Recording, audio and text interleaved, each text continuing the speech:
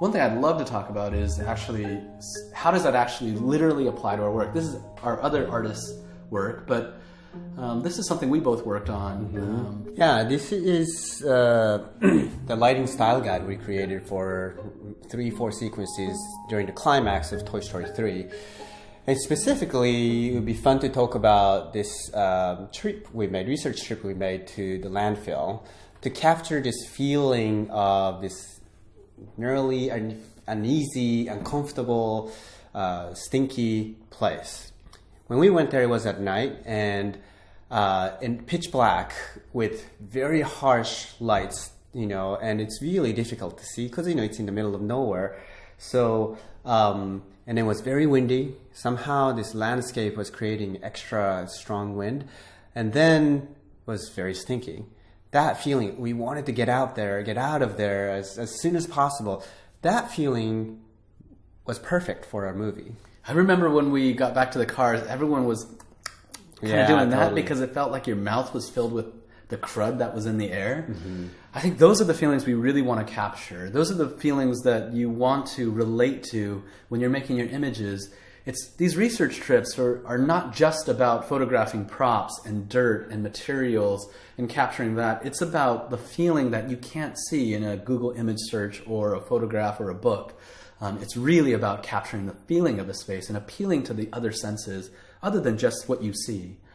So, this is great. I think it's always important to reach back into your past and try to feel, connect with something, whether it's in your past, or go make yourself a new experience. Go research, go feel something, and try to capture it. Great.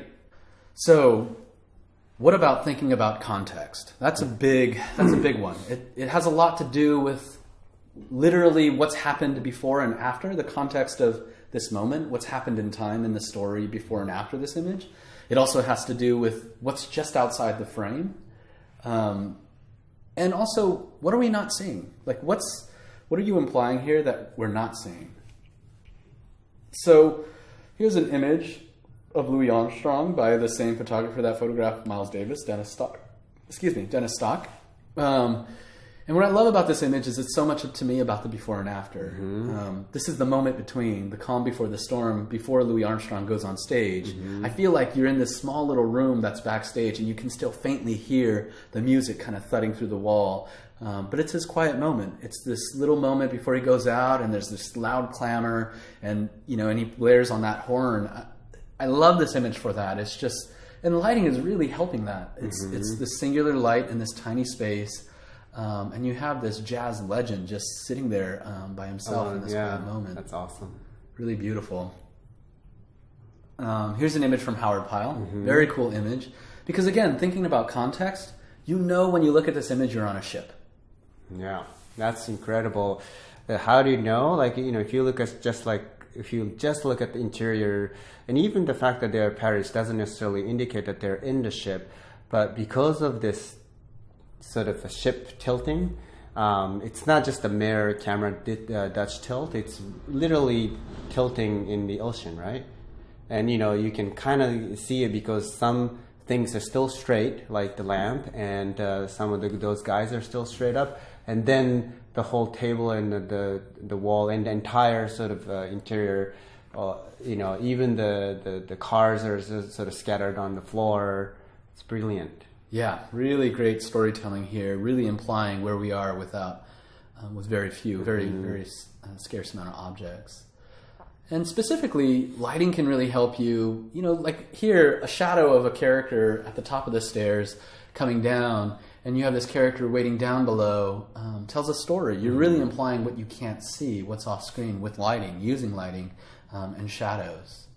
And also context has a lot to do with how sequences of images go together.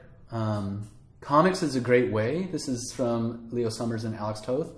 And I love this because it just reminds us that images go together. Often in filmmaking, storytelling, children's books, games, it's about a sequence of images rather than just a singular image. Mm-hmm. So thinking about how those images go together is really, really important. Yeah, this is a wonderful film if you want to study lighting.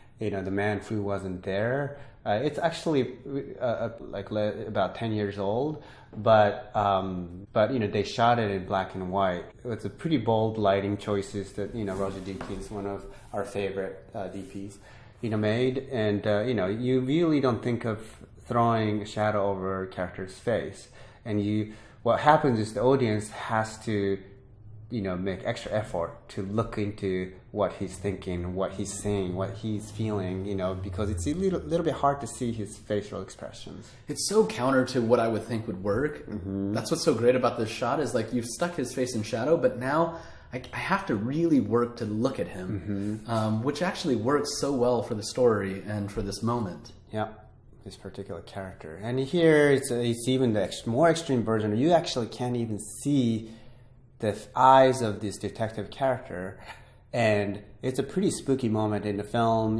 for the main character, but this is actually created completely on purpose, and the audience has to almost guess, oh my god, this is more than what's being said, and it's brilliant.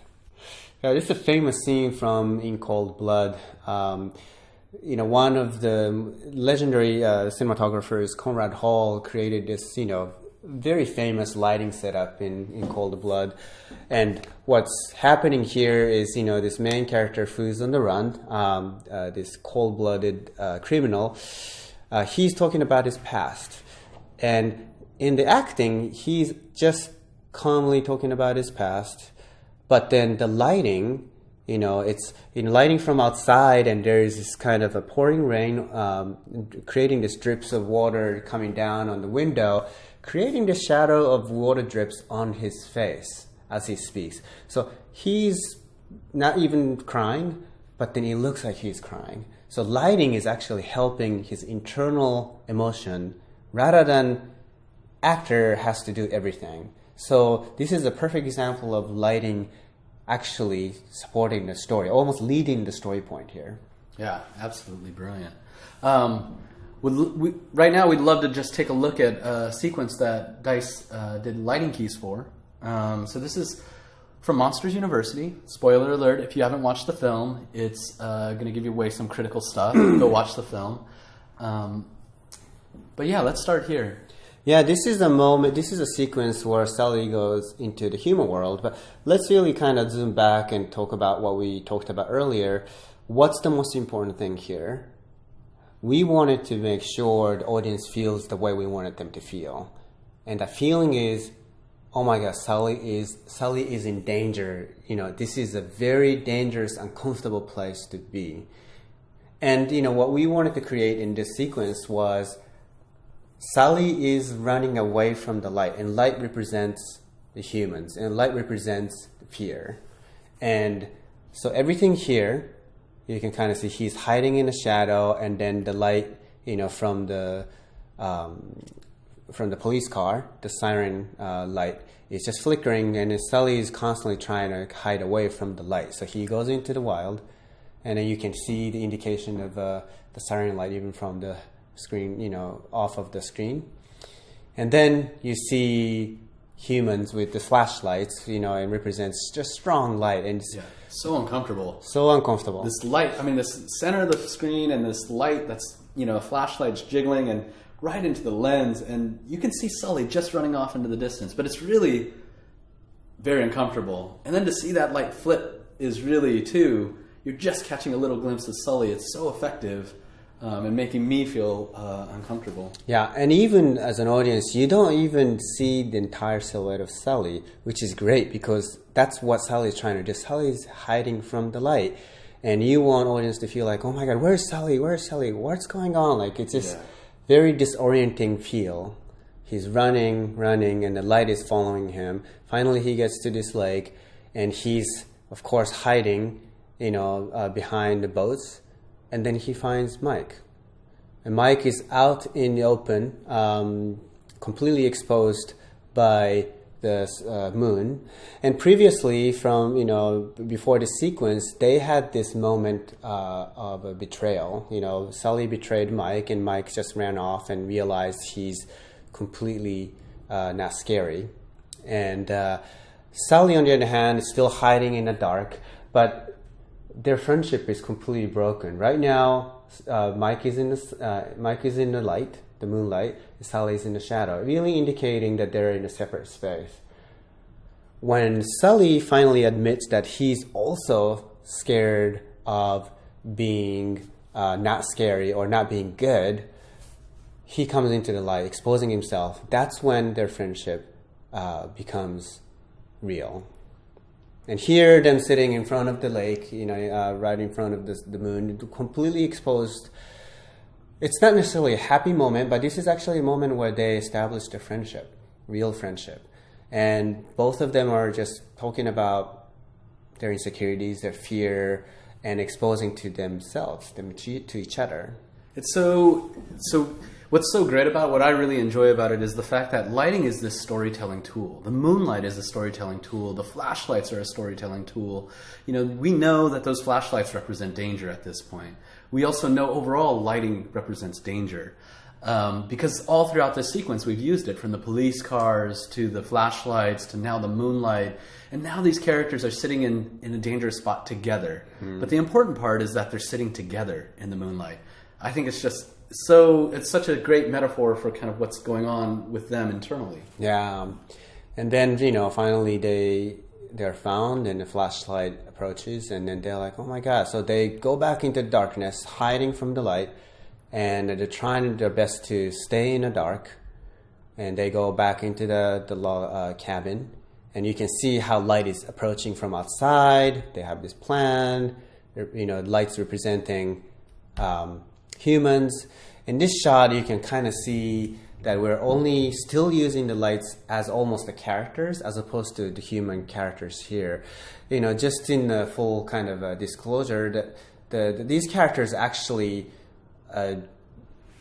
these characters are recycled characters from another show. And they're actually looking friendly human characters, kind of generic human characters. But we lit it so that they look like monsters in a way, and you can't even see their faces. All you see is just their silhouette, and the only thing that you follow is their lights. And everything here is about light and dark, and it is still very disorienting. They're in the dark. You can't even see much of where they are, but then they're hiding. And here that the humans are downstairs. Light representing still the characters where they are, even here. I love this because when you look at a lot of these paintings in isolation, if you were just to look at them in isolation, you might be like, what is this about? But this is what, to me, filmmaking, image making, storytelling is about, is the fact that these images really do work together. It's not like any one image alone is stronger. I really believe in when you put them string together as a sequence, they work very effectively. You get the overall feeling, I feel like, from each of the individual images, but as a sequence, you're thinking about the context, you're thinking about what's outside of frame always, and it's always active. Life is happening as these characters are in these moments. And I think lighting is really such a great part of really telling that story. Yeah, and one of the things that I remembered was when I was a kid, and going into camp, and I get scared very easily, and I really hate watching horror movies, mainly because I think I have this kind of strong imagination. Like, if I'm not seeing, I get scared even more. That's why people are scared of darks, right? So in this particular sequence, we kind of let a lot of things drop in the darkness and let audience kind of imagine. Especially the most important thing is that logically, after seeing the first Monsters, Inc., people know that humans are not that dangerous. But we still wanted to create that they're in this extreme danger by creating this mood, by lighting and the darkness that you don't know what it is that you're not seeing. That's storytelling, right? And then in the very end, the payoff is after building up with this darkness, Sully finally squeezes his courage and exposes himself in the light. Basically, now he's in danger. In other words, he's actually conquering his fear, and he scares everybody, all the humans, to prevail. And that's kind of what the sequence kind of builds up towards, and then this is the payoff. Yeah, and even as a character, he's springing himself into the light. He's really putting himself into danger because we've established throughout the sequence that light is danger. And here he is, this whole sequence builds up to this image. It's all about building up to this image. Stepping back, asking ourselves what's most important. Out of the entire sequence, we knew this was the most important part, that we had to believe, one, there was danger there. Two, that Sully was going to build up the emotion, the courage to come into this light. And three, that he actually is scary. And so I love, when all of those things work and come together, I really believe, that's kind of the fun part of storytelling is playing with all these elements and telling a story and getting the audience to feel something. Great. Let's move on to demos. Yep.